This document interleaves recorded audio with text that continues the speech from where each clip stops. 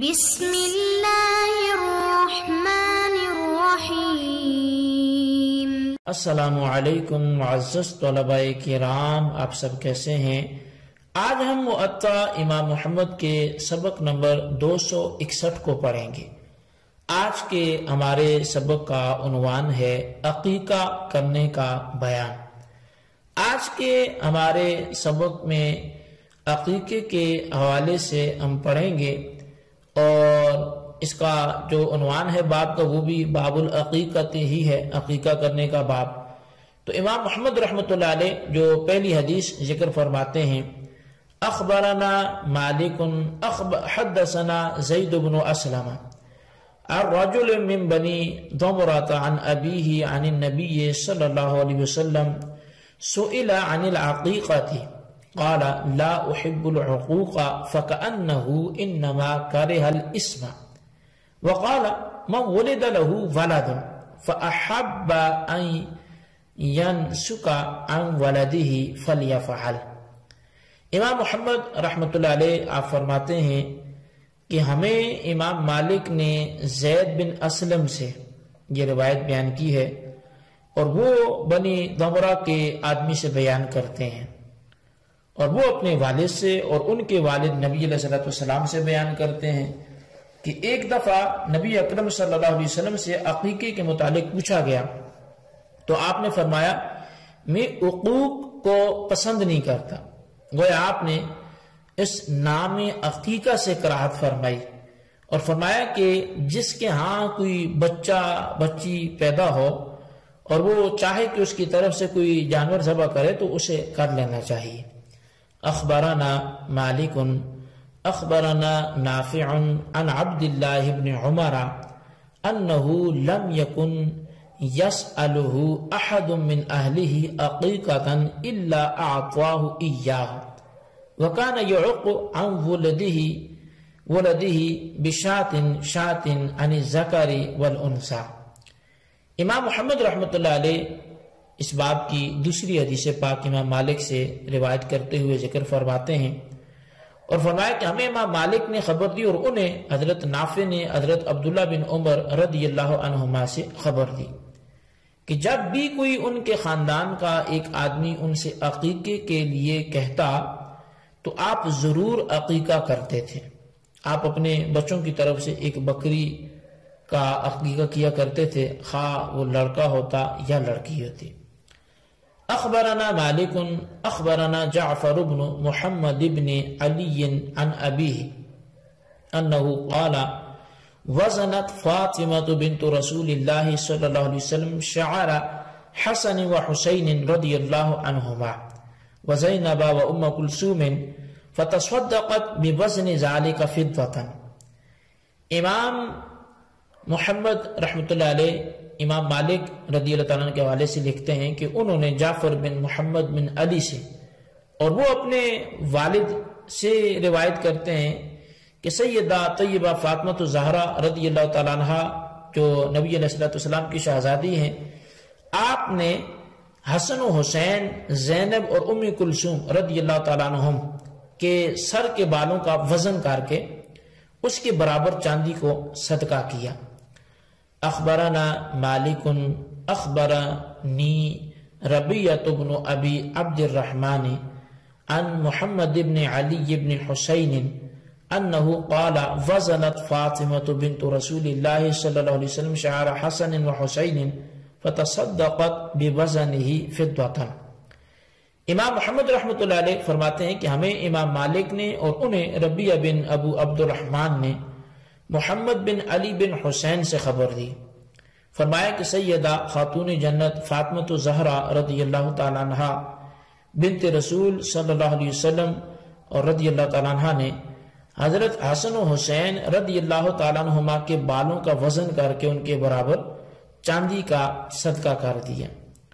قال محمد اما العقیقۃ فبلغنا انها كانت في الجاہلیۃ وقد فعلت في اول الاسلام ثم نسخ الاضحى كل ذبح كان قبله ونسخ صوم شهر رمضان كل صوم كان قبله ونسخ غسل الجنابة كل غسل كان قبله ونسخت الزکاة كل صدقة كان قبلها كذلك بلغنا۔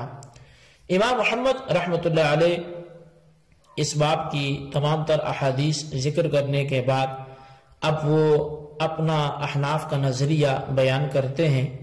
آپ فرماتے ہیں کہ عقیقے کے بارے میں ہمیں یہ روایات پہنچی ہیں کہ یہ دور جاہلیت میں تھا اور ابتدائی اسلام میں بھی اسے کیا گیا، پھر قربانی نے ہر جانور کا ذبح کرنا منسوخ کر دیا۔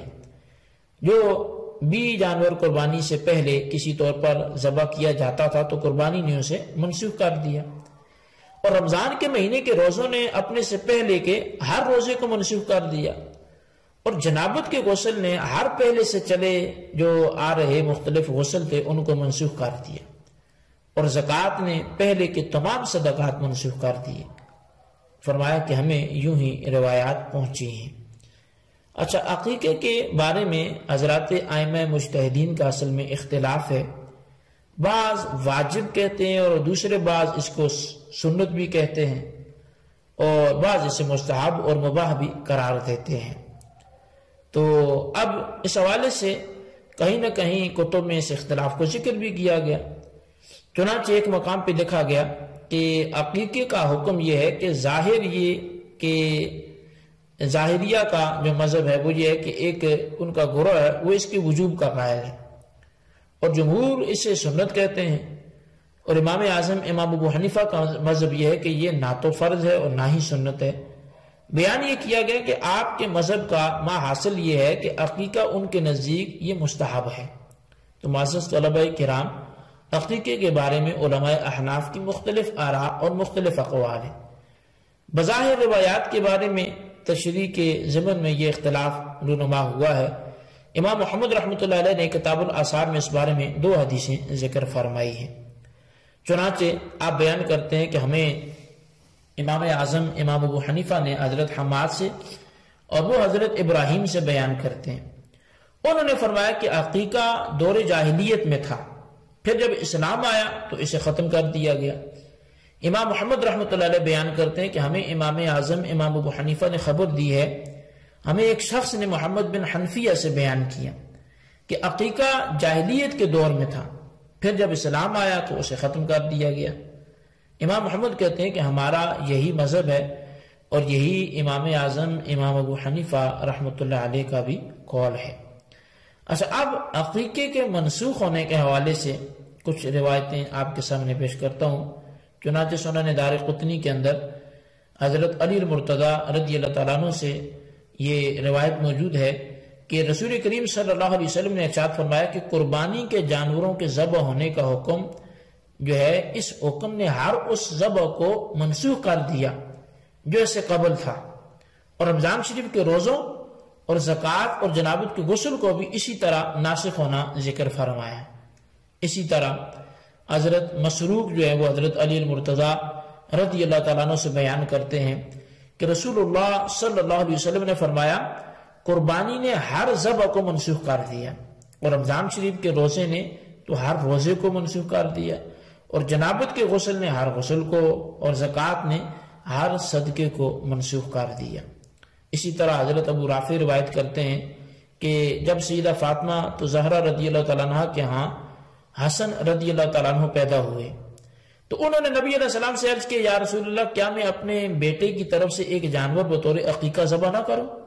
تو آپ نے فرمایا نہیں، لیکن یوں کرو کہ اس کے سر کے بال اتروا کر ان کے ہم وزن چاندی غریبوں اور مساکین پہ صدقہ کر دو۔ میں نے ایسے ہی کر دیا۔ پھر جب میں نے حسین رضی اللہ تعالیٰ عنہ کو جنم دیا تو پھر بھی اسی طرح ہی کیا۔ اسی طرح حضرت ابو رافع بیان کرتے ہیں کہ جب حسن بن علی رضی اللہ تعالیٰ عنہ کو ان کی والدہ نے جنا تو ان کے عقیقے میں ایک بڑا مینڈا دینے کا ارادہ فرمایا۔ جب آپ نبی علیہ السلام کے ہاں تشریف لائیں تو آپ نے ارشاد فرمایا کہ اس کی طرف سے کسی چیز کا عقیقہ نہ کرنا، ہاں اس کے سر کے بال اتروا کر اس کے ہم وزن چاندی فی سبیل اللہ یا مسافروں کو بطور صدقہ دے دینا۔ اور جب دوسرے سال انہوں نے امام حسین رضی اللہ تعالیٰ عنہ کو جنم دیا تو اس دفعہ بھی وہی کچھ کیا جو امام حسن کی ولادت پر کیا تھا۔ اچھا، اب یہ احادیث اور آثار کے بارے میں علماء حناف کی مختلف آرائیں ہوئی۔ اب اس باب کے آخر میں امام محمد رحمۃ اللہ علیہ نے فرمایا کہ عقیقہ دور جاہلیت کی رسم تھی، ابتداء اسلام میں بھی چلتی رہی اور قربانی کے حکم نے اسے منسوخ کر دیا۔ تو ان حالات میں کہ حقیقہ اور دیگر ذبائح کو قربانی نے منسوخ کر دیا، منسوخ ہونے کے بعد اس کی کیا حیثیت ہوگی؟ بعض احناف نے اس کے نسب کو دو اقسام کے روزوں کے منسوخ ہونے پر قیاس کیا۔ تو اب وہ یہ کہ عتیرہ اور رجیہ نام کے روزے پہلے یہ فرض تھے، رمضان کی فرضیت نے ان کو ایسا منسوخ کر دیا کہ استحباب بھی باقی نہ چھوڑا، لہذا قربانی نے عقیقے کو ایسا ہی منسوخ کر دیا کہ اب اس کے استحباب بھی باقی نہیں ہے، اس لیے اب عقیقہ بدعت ہوگا، جیسا کہ عتیرہ اور جو رجیہ روزے ہیں وہ بدعت ہیں۔ یہ بات صاحب توضیح تلوی نے لکھی ہے، لیکن بعض علماء حناف عقیقے کی تنسیخ کو عاشورہ کے روزے کی تنسیخ پر محمول کر کے اس کی فرضیت کو تو وہ منسوخ قرار دیتے ہیں لیکن اس کی سنیت کے قائل ہیں، یعنی عقیقہ فرض نہیں رہا بلکہ یہ سنت کے درجے میں آ گیا، اور صاحب توضیح تلوی کی رائے کو جمہور نے کوئی اہمیت بھی نہیں دی۔ تو اب فرضیت کے منسوخ ہونے پر عقیقے کی اپنی حیثیت وہ سنت کی ہوئی یا استحباب اور مباح کے درجے میں آ گیا۔ تو یہ جو ہے وہ بات آپ سمجھ چکے ہیں۔ تو مختصر یہ ہے کہ حناف کے ہاں راجح مسلک یہی ہے کہ عقیقہ یہ ایک نفلی عبادت میں داخل ہے۔ معطا کی پہلی روایت بھی آپ پڑھ چکے ہیں جس میں نبی علیہ الصلوۃ والسلام سے مروی ہے کہ آپ نے حقوق کو ناپسند فرمایا۔ اس کی راوی وضاحت بھی کرتے ہیں کہ حقوق والدین کی نافرمانی کو چونکہ حقوق کہتے ہیں، اس لیے لفظ عقیقہ میں معنوی طور پہ ناراضگی کا معنی ہونے کی وجہ سے آپ نے اس لفظ کو ناپسند فرمایا، اسی لیے آپ نے ارشاد فرمایا کہ اللہ تعالیٰ جسے لڑکا عطا کرے وہ اس کی طرف سے جانور ذبح کرنا چاہے تو کر لے۔ آپ کے اس ارشاد سے بعض حضرات نے یہ سمجھا کہ عقیقہ مباح ہے، یہ مستحب نہیں ہے۔ تو بہرحال اس میں کثیر اقوال جو ہیں وہ آپ نے سماعت کر لیے اور انہی کو بس آپ اپنے پاس محفوظ رکھیں، ان کا خلاصہ اپنے رجسٹر پر ضرور لکھیں۔ اللہ تعالیٰ سے دعا کرتے ہیں جو ہم نے پڑھا سنا اسے یاد رکھنے کی توفیق نصیب فرمائے۔ آمین بجاہ النبی الامین صلی اللہ علیہ وسلم۔